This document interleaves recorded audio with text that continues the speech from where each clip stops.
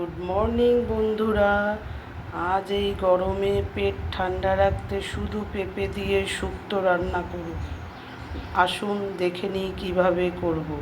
প্রথমে পেঁপেটাকে 1 চামচ নুন দিয়ে প্রেসারে একটা সিটি দিয়ে নামিয়ে নেব।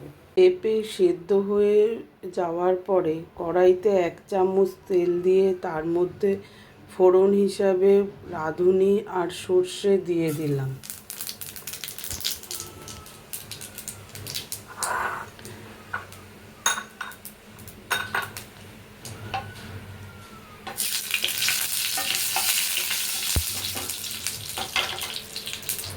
এবার এর মধ্যে 1 চামচ আদা বাটা দিয়ে দেব।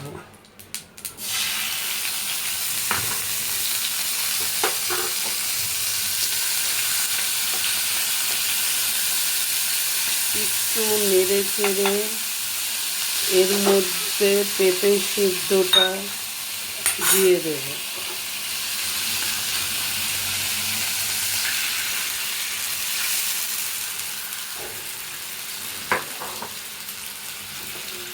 এবার ভালো করে মিশিয়ে নেব ফোড়ন আর তেলের সাথে। এর মধ্যে এখন দেব অল্প চিনি আর সামান্য হলুদ। এবার আমি এর মধ্যে সামান্য হলুদ আর চিনি অ্যাড করে ভালো করে মিশিয়ে নেব।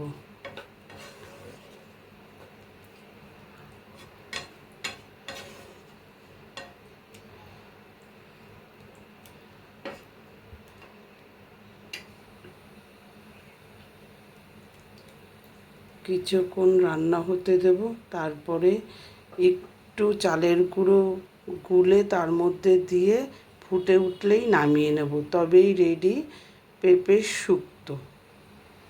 এবার আমার শুক্তো রেডি। ঠান্ডা হলে সবাইকে পরিবেশন করুন।